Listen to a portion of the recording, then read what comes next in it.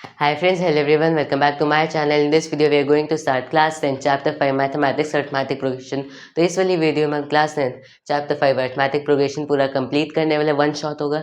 Start करते हैं। तो इस वाले चैप्टर को अर्थमेटिक प्रोग्रेशन का हम पहले इस टर्म का मीनिंग समझेंगे। उससे पहले इस चैप्टर को पढ़ने का हमारा एम क्या है, डेली लाइफ यूजेस चैप्टर के क्या है, डेली लाइफ यूजेस, डेली या फिर सीधा लिख लो एम क्या है इस चैप्टर को पढ़ने का। तो एम तो इतना सही है कि for example simple daily life uses लेके कि अगर मेरे पास अभी सेविंग $500 है, मेरी सेविंग अभी $500 है, मैं अपनी सेविंग को $50 पर मंथ से इंक्रीज़ करूँ पर मंथ। अगर मैं अपनी सेविंग को $50 से इंक्रीज़ करूँ तो 10 साल बाद जाके जो मेरी सेविंग होगी मैं उसे अर्थमेटिक प्रोग्रेशन के सम फॉर्मूला से निकाल सकता हूँ, जो मैं अभी आपको बाद में पढ़ाऊँगा। और एक और एग्जांपल ले लेते हैं। अगर मेरी सैलरी अभी 10,000 है, 10,000 रुपीज़, और मेरी जो सैलरी का इंक्रीमेंट है वो 5,000 रुपीज़ पर ईयर है। ये मेरा हो गया इंक्रीमेंट और ये हो गई सैलरी। तो फिर मेरे 10 साल बाद जाके जितनी सैलरी होगी वो भी मैं जो ए एन का फॉर्मूला, मतलब nth टर्म का फॉर्मूला जो मैं अभी आपको बाद में पढ़ाऊँगा, तो उसकी हेल्प से हम निकाल सकते हैं। तो ये इतने सिंपल डेली लाइफ यूजेस है अर्थमेटिक प्रोग्रेशन वाले चैप्टर के। तो ये था कि इस चैप्टर को पढ़ने के बाद हम क्या क्या चीज़ें कर सकते हैं ईजिली, इसमें हमें ऐड करने की ज़रूरत नहीं होगी। स्टार्ट करते हैं। तो अर्थमेटिक प्रोग्रेशन, इस चीज़ को पढ़ने से पहले, मतलब कि इस टर्म का मीनिंग समझने से पहले हमें कुछ इंपॉर्टेंट टर्म्स का मीनिंग समझना होगा।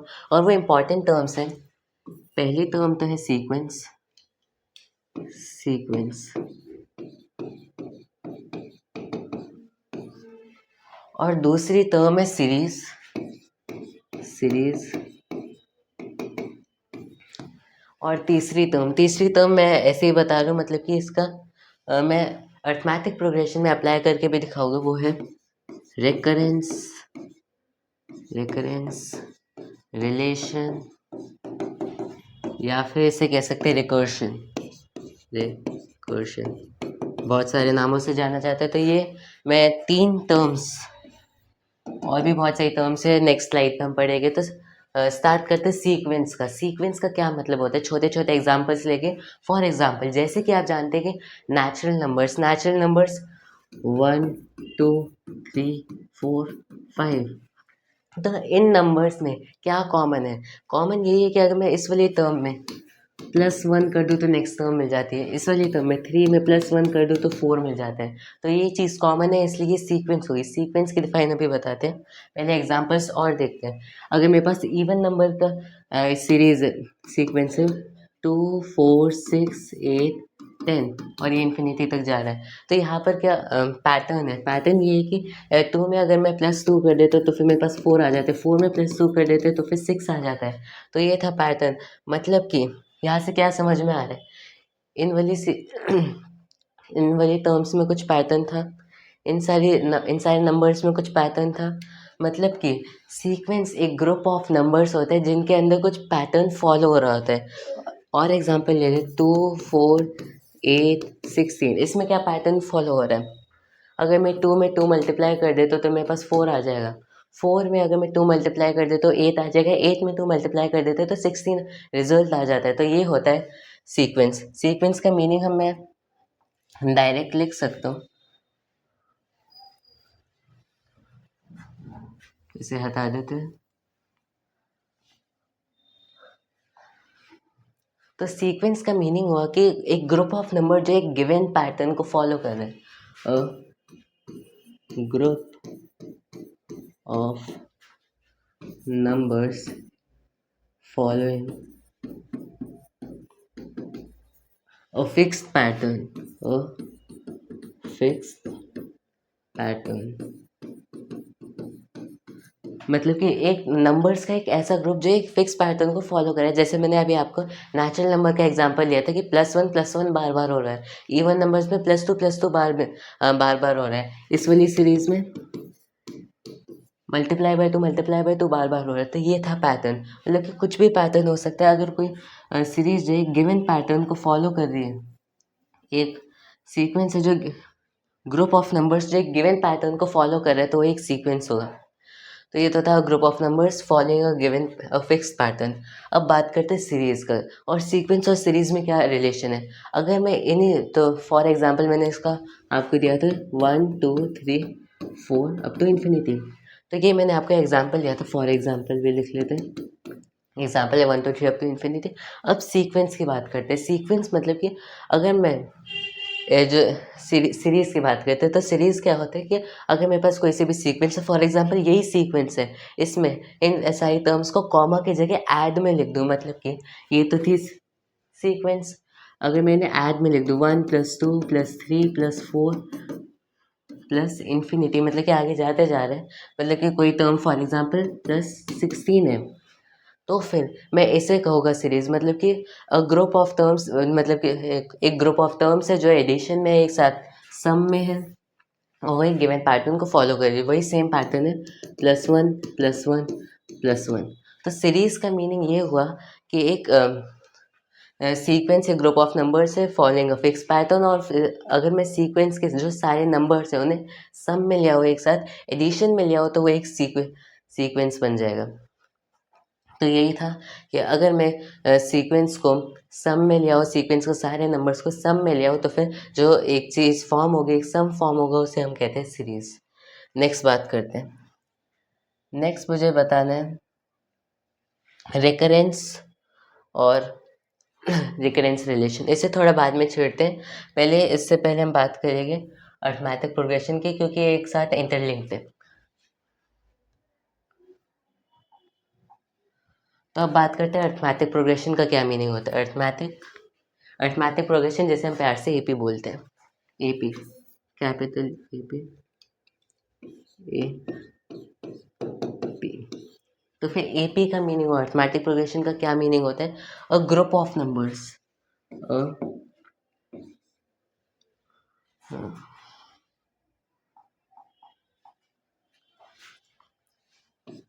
एपी का मीनिंग अब देखते हैं अर्थमैटिक प्रोग्रेशन का। अ सीक्वेंस, सीक्वेंस का वही मीनिंग जो मैंने आपको बताया, sequence of numbers form by adding a fixed number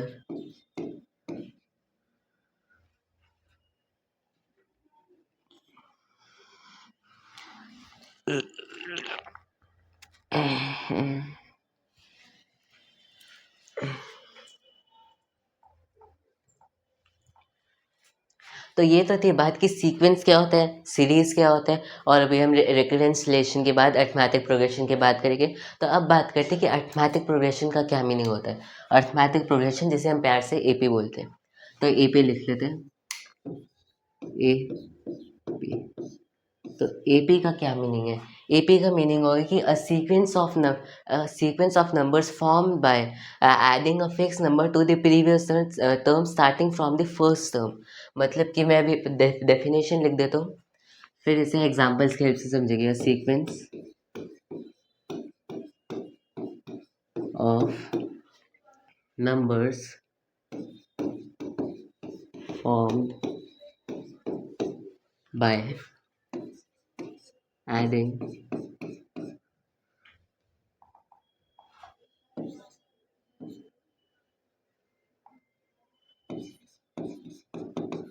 adding a fixed number with the previous या फिर preceding term, previous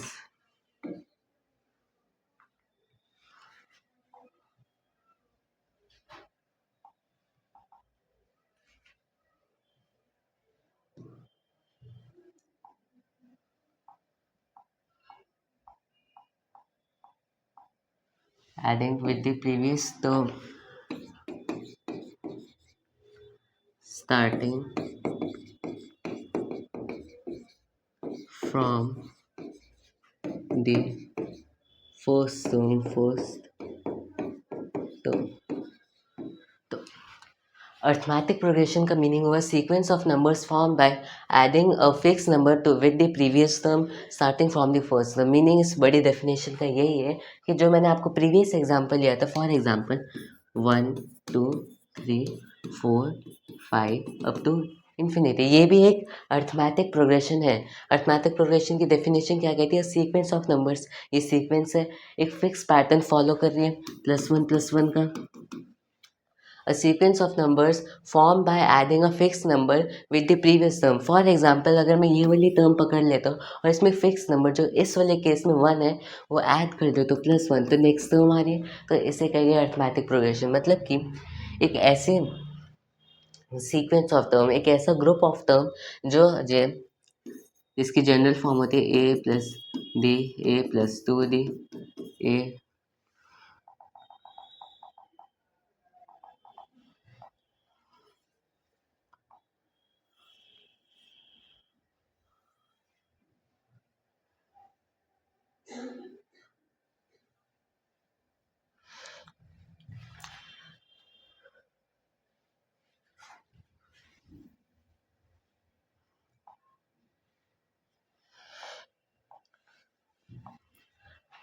तो अब बात करते हैं अर्थमेटिक प्रोग्रेशन की। सीक्वेंस हमने समझ लिया, सीरीज हमने समझ लिया, नेक्स्ट आता है अर्थमेटिक प्रोग्रेशन। तो अर्थमेटिक प्रोग्रेशन का मीनिंग यही है, जिसे हम प्यार से एपी बोलते हैं। एपी, एपी का मीनिंग है a sequence of numbers, a sequence of numbers formed by adding a fixed number with the previous term या फिर preceding term, previous term with the previous term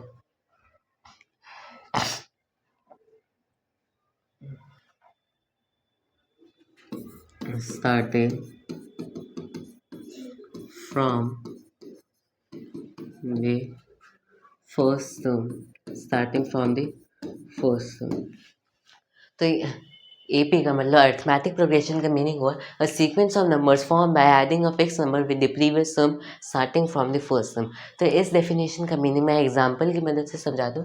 for example arithmetic progression का एक example लेते हैं 1 2 3 4 5 up to infinity. ये एक arithmetic progression. Reason क्या? Arithmetic progression के इस वाली डेफिनेशन का मीनिंग है कि अगर एक अर्थमेटिक प्रोग्रेशन वो होता है कि अगर मैं उसकी कोई सी भी टर्म पकड़ ले, तो इसे टर्म कहते हैं, कोई सी भी टर्म पकड़ ले, तो फॉर एग्जांपल मैंने ये टर्म पकड़ ली, इसमें एक फिक्स नंबर ऐड कर देता हूँ तो नेक्स्ट टर्म मिल जाती है। अगर मैं कोई सी और टर्म पकड़ ले, तो फॉर एग्जांपल ये टर्म पकड़ ले, इसमें कोई सेम फिक्स नंबर ऐड कर देते हैं तो नेक्स्ट टर्म मिल जाएगी। तो ये मीनिंग होता है अर्थमेटिक प्रोग्रेशन का। तो इसमें क्या होगा, 1 2 3 4 ये आगे जा रहे हैं, तो फिर इसमें क्या होगा, अगर मैं 1 में +1 कर देता हूँ, 1 में +1 कर देते 2 आ जाता है, ठीक है। तो मतलब +1 जो है इसका वो फिक्स नंबर, जहाँ जो इस डेफिनेशन में फिक्स नंबर की बात हो रही है वो 1 है इस वाले केस में, ठीक है। नेक्स्ट होता है, नेक्स्ट लेते हैं, अगर मैं 2 को पकड़ता हूँ और 2 में +1 ऐड कर देते तो नेक्स्ट टर्म मिल रही है 3। और अगर मैं फिर 3 को पकड़ता हूँ, 3 में +1 ऐड कर देते, +1 कर देते तो नेक्स्ट टर्म मिल रही है तो 4। तो ये एक एपी होगी। रीज़न कि अगर मैं किसी भी इसकी कोई सा भी टर्म पकड़ ले तो उसमें +1 ऐड कर देते तो इसकी नेक्स्ट टर्म मिल जाती है। तो ये होता है एपी का मीनिंग। और एग्जांपल लेते हैं 2 4 6 8 आगे जाते जा रहे हैं इन्फिनिटी तक। तो ये एक अर्थमेटिक प्रोग्रेशन की रीज़न क्या, कि अगर मैं कोई सी भी टर्म पकड़ लिया, तो फॉर एग्जांपल मैंने 4 पकड़ा, 4 में +2 कर देते हैं तो फिर नेक्स्ट टर्म मिल रही है 6। अब मैं 6 को पकड़ता हूँ, 6 में +2 कर देता हूँ तो मेरे पास नेक्स्ट टर्म आ जाएगी 8। और मैं 2 को पकड़ता हूँ, +2 कर देते हैं तो मेरे पास नेक्स्ट टर्म आ जाएगी 4। तो यही है कि इस रीज़न की वजह से अर्थमेटिक प्रोग्रेशन का क्या मीनिंग हुआ कि मेरे पास एक अर्थमेटिक प्रोग्रेशन, ये तब एक सीक्वेंस है, ये सीक्वेंस तभी अर्थमेटिक प्रोग्रेशन होगा जब अगर मैं इसमें से कोई सा भी नंबर पकड़ लेता हूँ और उसमें से एक फिक्स नंबर ऐड करने के बाद नेक्स्ट टर्म मिल जाती है, तो वो एक अर्थमेटिक प्रोग्रेशन होगा। और एग्जांपल्स लेते हैं, फॉर एग्जांपल 3 7 11 15 और ये आगे जा रहा है। तो ये एक अर्थमेटिक प्रोग्रेशन होगा, क्योंकि अगर मैं इस वाली टर्म में +4 कर देता तो 7 आ रहा है, 7 में +4 कर देते तो फिर 8 आ रहा है, नहीं 7 में +4 कर देते 11 आ रहा है, 11 में +4 15। तो ये होता है मीनिंग ऑफ अर्थमेटिक प्रोग्रेशन, मतलब कि एक सीक्वेंस ऑफ नंबर्स, उसमें से कोई सी भी टर्म अगर मैं पिक करता हूँ, उसमें फिक्स नंबर ऐड करने के बाद अगर नेक्स्ट टर्म आ जाती तो एक अर्थमेटिक प्रोग्रेशन होगी। ये मीनिंग था अर्थमेटिक प्रोग्रेशन का। नेक्स्ट बात करते हैं, नेक्स्ट कुछ और इंपॉर्टेंट टर्म्स। अच्छा, मैंने आपको बोला था कि रिकरेंस रिलेशन का मीनिंग समझाना है, तो रिकरेंस रिलेशन का मीनिंग समझने से पहले हम कुछ और टर्म्स को पढ़ने वाले। और टर्म्स हैं कि जैसे मैंने अभी आपको अर्थमेटिक प्रोग्रेशन की डेफिनेशन बताई, तो फिर मैं उस डेफिनेशन के आधार पर, उस डेफिनेशन को बेस बनाकर मैं कुछ उसका अर्थमेटिक प्रोग्रेशन की जनरल फॉर्म लिख सकता हूँ। जनरल फॉर्म होगी, अगर मेरे पास कोई सा भी फिक्स नंबर है ए, मैं एक नंबर ले लेता हूँ ए। डेफिनेशन क्या कहती थी, इस ए नंबर में फिक्स नंबर अगर मैं ऐड कर देता हूँ, एक फिक्स नंबर ऐड कर देता हूँ, नेक्स्ट टर्म आनी चाहिए, मतलब कि मैं उस फिक्स नंबर को डी मान लेता हूँ, नेक्स्ट टर्म आ जाएगी ए प्लस डी, और इससे वापस प्लस डी ऐड करने पर ए प्लस 2 डी, फिर प्लस डी करने पर ए प्लस 3 डी, और यही आगे जाते जाएगा। और ये तो हो गई first term, this is first term, ये होगी सेकेंड टर्म, ये थर्ड टर्म। यहाँ पर मैं एक पैटर्न फॉलो होता हुआ देख सकता हूँ कि फर्स्ट टर्म है तो यहाँ पर जो है मैं इसे कह सकते हैं ए प्लस 0 डी, फर्स्ट टर्म के केस में ए प्लस 0 डी आ रहा है, सेकेंड टर्म के केस में ए प्लस 1 डी आ रहा है, थर्ड टर्म के केस में ए प्लस 2 डी आ रहा है। मतलब कि ये है, 2 में अगर मैं -1 कर दूँ तो 1 आ जाएगा, 3 में अगर मैं -1 कर दूँ 2 आ जाएगा, और 1 में -1 कर दे तो 0 ही आ जाएगा। तो मतलब कि अगर इसी तरह से मेरे पास कोई nth टर्म होगी, फॉर एग्जांपल 45 है, तो फिर कोई सी भी nth टर्म होगी तो उसकी जो nth टर्म जो होगी उसकी वैल्यू हो जाएगी ए एन, हो जाएगा A plus N minus 1 into D. ठीक है, क्योंकि आप अगर मैं 1 में -1 करते हो तो 0 आ रहा है। ये सेम पैटर्न फॉलो हो रहा है कि इसमें -1 किया यहाँ पर लिख दिया, इसमें -1 किया यहाँ पर लिख दिया, इसमें -1 किया यहाँ पर लिख दिया। तो इस पैटर्न को ऑब्जर्व करने पे हमें पता चल जाता है कि यहाँ पर जो nth टर्म होगी, nth टर्म जिसको इस सिंबल से डिनोट करते हैं A N, is equals to A plus N minus 1 into D. तो ये था derivation of nth term formula जो आप अपनी बुक्स में पढ़ते हैं। इसे बॉक्स में बंद कर लेते हैं। तो nth टर्म फॉर्मूला यहाँ से आता है कि जो ये तो होगी general form of arithmetic progression, general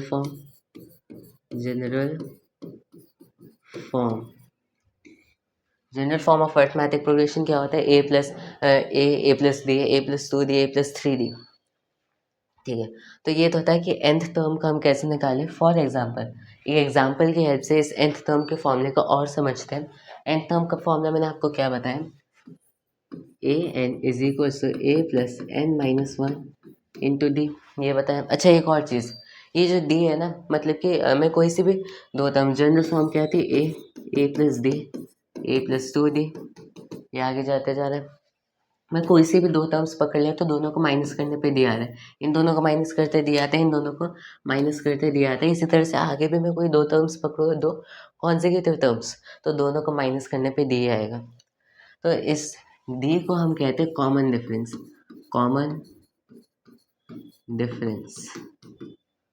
मतलब कि जो डी है ये कॉमन डिफरेंस है। ये ए को, ये फर्स्ट टर्म है ना ए, तो फिर ए को हम कहेंगे फर्स्ट टर्म,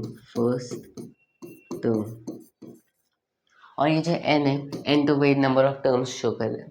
तो ये तो होता है कि ए एन का क्या फॉर्मूला होता है, nth टर्म का क्या फॉर्मूला होता है। अब एक क्वेश्चन देखते हैं। क्वेश्चन क्या है कि अगर मेरे पास a1 मतलब कि a इज इक्वल टू 10 है, d इज इक्वल टू 5 और n इज इक्वल टू 10 दिया हुआ है, तो हमें nth टर्म फाइंड करनी है, a n फाइंड करना है। ये मैंने खुद से एक क्वेश्चन बना लिया, एक हमें a n फाइंड करना है। तो स्टार्ट करते हैं। तो a n का फॉर्मूला मैंने आपको क्या बताया, a plus N minus 1 into D. A की वैल्यू हमें क्वेश्चन में क्या किया मैंने, 10 प्लस एन की वैल्यू क्वेश्चन में 10 की मैंने, तो 10 माइनस 1 इंटू डी, डी हो गया 5 तो जो मेरे पास आंसर आया, आंसर है 10 प्लस 10 - 1 9, 9 × 5 45। तो ये मेरे पास जो रिजल्ट आया वो आया 55। तो ए एन हो जाएगा 55। तो ये मैंने एक एग्जांपल अपने आप से बना के आपको सॉल्व करा दिया। अब कुछ और थ्योरी देखते हैं। नेक्स्ट है, एक दो टर्म्स इंपॉर्टेंट आती है, फाइनाइट एपी और infinite AP. Finite AP, finite AP, और एक आता है इनफाइनाइट एपी। इनफाइनाइट एपी या फिर arithmetic progression. Finite AP and infinite AP दोनों में क्या डिफरेंस है देखते हैं। Differentiate between finite AP and infinite AP, ठीक है। तो finite AP, as a name suggest, यहाँ पर एक टर्म आ रही है फाइनाइट। फाइनाइट, अब फाइनाइट का मीनिंग क्या होता है? फाइनाइट मतलब कि जो कभी भी इनफाइनाइट नहीं हो रहा है, एक फिक्स नंबर है। फॉर एग्जांपल 5, 5 एक फिक्स नंबर है, इन्फिनिटी नहीं है, तो ये फाइनाइट होगा। तो फाइनाइट का मीनिंग, फाइनाइट एपी का मीनिंग यही निकलता है कि एक ऐसी एपी जिसमें नंबर ऑफ टर्म्स फाइनाइट है। फॉर एग्जाम्पल मैं लिख दूँ 1 2 3 4 अप टू 10, तो एक फाइनाइट एपी है, क्योंकि यहाँ पर नंबर ऑफ टर्म्स जो है 10 है। मतलब कि नंबर ऑफ टर्म्स अगर 10 है तो 10 तो एक फाइनाइट क्वांटिटी है, तो इसलिए ये एक फाइनाइट टर्म हुआ। नेक्स्ट है इनफाइनाइट एपी। इनफाइनाइट एपी अगर मैं इसकी जगह यही लिख देता हूँ 1 2 3 अप टू इन्फिनिटी, एक इनफाइनाइट एपी हो जाएगी, क्योंकि इसकी जो nth टर्म है, जो लास्ट टर्म है, वो जो है इन्फिनिटी है, तो और नंबर ऑफ टर्म्स भी इन्फिनिटी, तो ये हो गई एक इनफाइनाइट टर्म। तो दोनों के बीच में डिफरेंस यही हुआ। फाइनाइट एपी में क्या होगा, नंबर ऑफ टर्म्स फाइनाइट होगी, और इनफाइनाइट एपी पे नंबर ऑफ टर्म्स इनफाइनाइट होगी। तो ये था सिंपल सा difference between finite AP and infinite AP. अब कुछ और चीज़ देखते हैं। तो अब बात करते हैं nth टर्म फ्रॉम लास्ट का क्या मीनिंग होता है। तो nth टर्म फ्रॉम लास्ट, जैसे कि मैंने आपको बताया था कि ए एन का फॉर्मूला होता है A N is equal to A plus N minus one into D. लेकिन यहाँ पर ए एन का मीनिंग तो यही हुआ ना कि मतलब कि अगर मेरे पास कोई सी भी एक सीक्वेंस है, फॉर एग्जांपल 1 2 3 4 5 6 7 8 9 10, ये मेरे पास एक सीक्वेंस है। तो ये इस ए मतलब एक ए पी है, तो ए एन का मीनिंग हुआ कि यहाँ से एंथ, मतलब कि अगर मैं A3 ले लेता हूँ तो यहाँ से जो थर्ड टर्म होगी फ्रॉम स्टार्टिंग, थर्ड टर्म हो जाएगी 1 2 3, तो ये होगी third term from starting, third term ये होगी। लेकिन अगर यही मैं बात करूँ थर्ड टर्म फ्रॉम लास्ट, तो थर्ड टर्म फ्रॉम लास्ट का मीनिंग हो जाएगा, इसे इस केस में मैं इसे फर्स्ट टर्म रिकॉग्नाइज करूँगा और मैं इसे सेकंड टर्म और इसे थर्ड टर्म रिकॉग्नाइज करूँगा, तो फिर मेरे पास ये हो जाएगी थर्ड टर्म फ्रॉम लास्ट। तो ये कॉन्सेप्ट होता है कि nth टर्म फ्रॉम लास्ट का क्या मीनिंग होता है। तो nth टर्म फ्रॉम लास्ट का मीनिंग यही हुआ कि अब जो मैं काउंटिंग स्टार्टिंग से नहीं करूँगा, लास्ट से करूँगा, लास्ट जो टर्म होगी उससे करूँगा।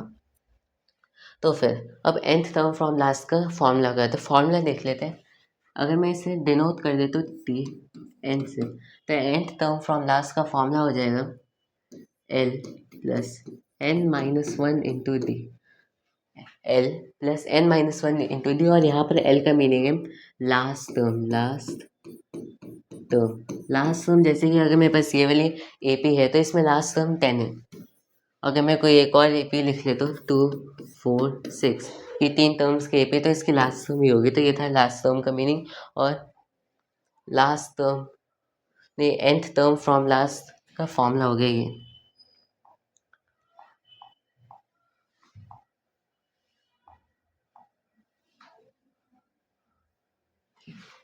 तो ये था nth टर्म फ्रॉम लास्ट का मीनिंग क्या होता है और उसका फॉर्मूला क्या होता है, T N is equals to L plus N minus one into D. अब नेक्स्ट कॉन्सेप्ट देखते हैं। नेक्स्ट तो अब बात करते हैं sum of nth terms. Sum of nth terms का क्या मीनिंग होता है और इसका क्या फॉर्मूला होता है। तो स्टार्ट करते हैं। Sum of nth, sum of nth नहीं n,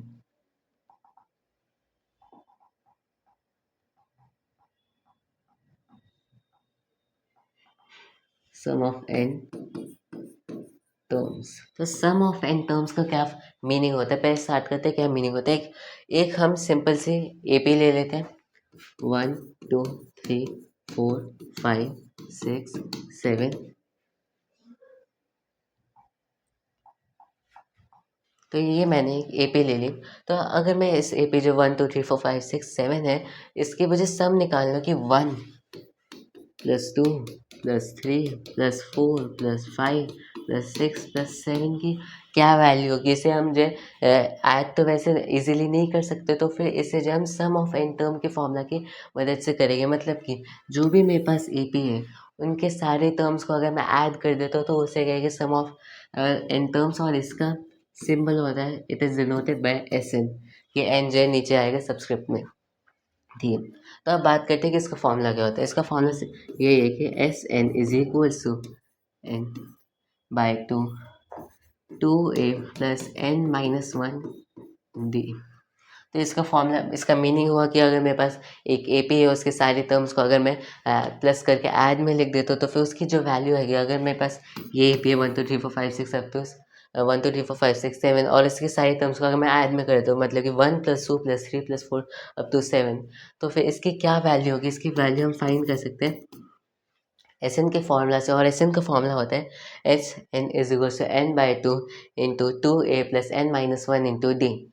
और इसका एक दूसरा फॉर्मूला भी होता है। दूसरा फॉर्मूला क्या होता है, उसे हम दो फॉर्मूलाज को कंपेयर करके समझेंगे।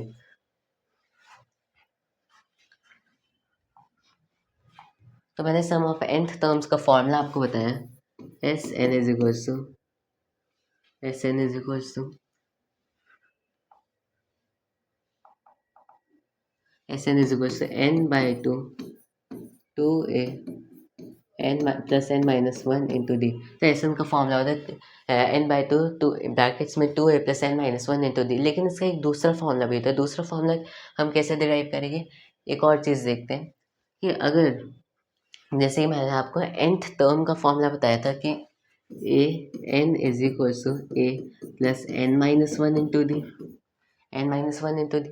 अगर मैं इस एन को नंबर ऑफ टर्म्स के इक्वल कर दूँ, तो फिर मेरे पास ये जो ए एन है, क्या ये लास्ट टर्म हो जाएगा, बिल्कुल हो जाएगा। A plus N minus one into D, जहाँ पर ये एन जो है नंबर ऑफ टर्म्स के इक्वल है, जितने भी नंबर ऑफ टर्म्स है एपी में उसके इक्वल मैंने एन को कर दिया, तो फिर जो ये ए एन है वो लास्ट टर्म हो जाएगा, ठीक है। तो this is equals to L में लिख सकता हूँ। और साथ में यहाँ पे मैं देख सकता हूँ ये टू एन के साथ कहते हैं एन डिवाइड बाई टू के साथ ब्रैकेट में two A plus N minus one into D है, मतलब कि इस टाइप की फिगर बन रही है। तो क्या मैं इसे लिख सकता हूँ, इससे मैं रिप्लेस कर देता हूँ ए प्लस एल, ठीक है। तो फिर अब मेरे पास फॉर्मूला है S N is equals to N by two, bracket के बाहर सेम रहेगा, लेकिन मैंने ब्रैकेट के अंदर की फिगर को इस वाली फॉर्म में ले आया और मैंने लिखा ए प्लस एल। तो फिर सम ऑफ एन टर्म्स का मेरे पास नया फॉर्मूला आ गया, S N is equals to N by two into brackets में ए प्लस एल।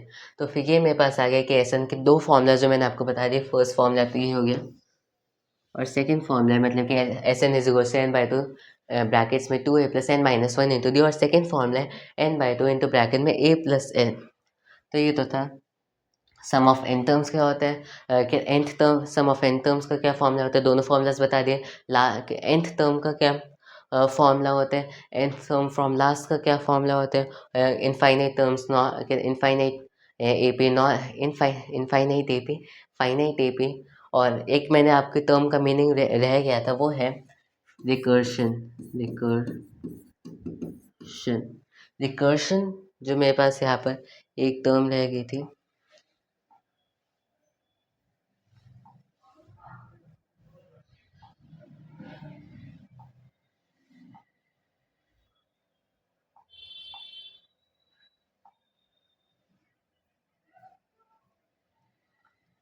तो अब बात करते हैं जो एक टर्म रह गई थी उसका मीनिंग क्या है, रिकर्शन का। तो रिकर्शन का क्या मीनिंग होता है, तो अब मैंने आपको इस रिकर्शन वाली टर्म को, इस रिकर्शन वाली टर्म का मीनिंग हम कुछ जो मैंने आपको अभी टर्म्स बताई थी, ए एन का क्या मीनिंग होता है, इससे समझ सकते हैं। तो रिकर्शन का मीनिंग यही होता है कि जो ये वाली टर्म है जो स्टार्टिंग के ए एन टर्म है इसकी वैल्यू में लिख सकते हो इसकी प्रीवियस टर्म्स मतलब कि ए एन माइनस वन ए एन माइनस टू किन्हीं भी प्रीवियस टर्म्स की हेल्प से उनके कुछ फार्मूला बना के मैं नेक्स्ट टर्म को लिख सकता हूँ। फॉर एग्जांपल अगर मैं लिख देता हूँ एक ऐसी सीक्वेंस है जो इस वाली पैटर्न को फॉलो कर रही है A N is equal to two into a n minus one मतलब कि जो नेक्स्ट टर्म बनेगी वो प्रीवियस टर्म से मल्टीप्लाई बाय टू होगी। तो ये भी एक रिकर्शन है क्योंकि ये जब मैं इस वाली टर्म को इससे प्रीसीडिंग वाली टर्म के टर्म्स में लिख रहा हूँ मतलब कि मैं ए एन को a n minus one into two कर रहा हूँ मतलब कि ए एन माइनस।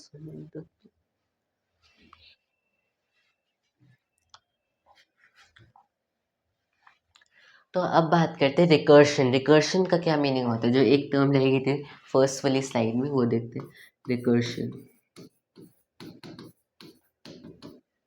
तो रिकर्शन का मीनिंग होता है मैं स्टार्टिंग से करता हूँ।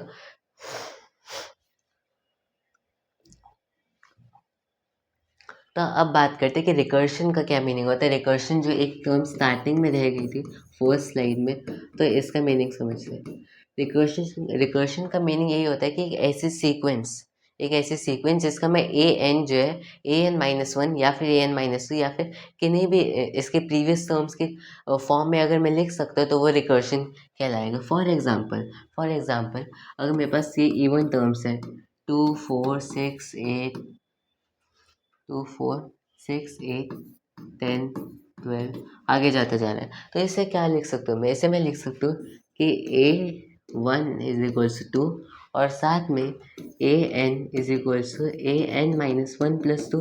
क्या मैं इसे ऐसे लिख सकता हूँ मतलब कि ए एन जो इज इक्वल्स टू उसकी प्रीवियस वाली टर्म प्लस टू।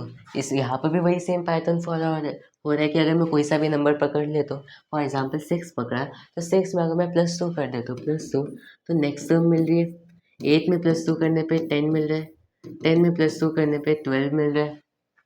तो मतलब कि ये वाला जो रिलेशन है वो सेटिस्फाई हो रहा है कि A N is equals to A n minus one plus two. तो ये हो गया रिकर्शन का क्या मीनिंग होता है। रिकर्शन का मीनिंग यही हुआ कि अगर मैं किसी भी टर्म को ए एन को उसकी प्रीवियस टर्म फॉर एग्जाम्पल मैंने लिख दिया ए एन माइनस वन प्लस ए एन माइनस टू की टर्म्स में लिख देता हूँ तो वो रिकर्शन हो जाएगा। ठीक है। अब ये तो था रिकर्शन का क्या मीनिंग होता है। रिकर्शन इस टाइप की भी हो सकती है इस टाइप की भी हो सकती है लेकिन अरिथमेटिक प्रोग्रेशन के लिए क्या रिकर्शन होती है। जैसे मैंने अभी आपको स्टार्टिंग में बताया था कि ए एन किसी भी एक टर्म है उसकी प्रीवियस वाली टर्म माइनस कर देता हूँ तो मेरे पास डी आ जाता है। डी एक फिक्स नंबर होता है कांस्टेंट होता है। तो क्या मैं इसे रिकर्शन की तरह देख सकता हूँ कि ए एन जो है वो a n minus one plus d है और ये एक रिकर्शन की फॉर्म है। तो इसलिए जो ये हो गया रिकर्शन। हमें रिकर्शन के फॉर्म में अरिथमेटिक प्रोग्रेशन को कैसे लिख सकता हूँ। तो ये था पूरी थ्योरी इस चैप्टर की।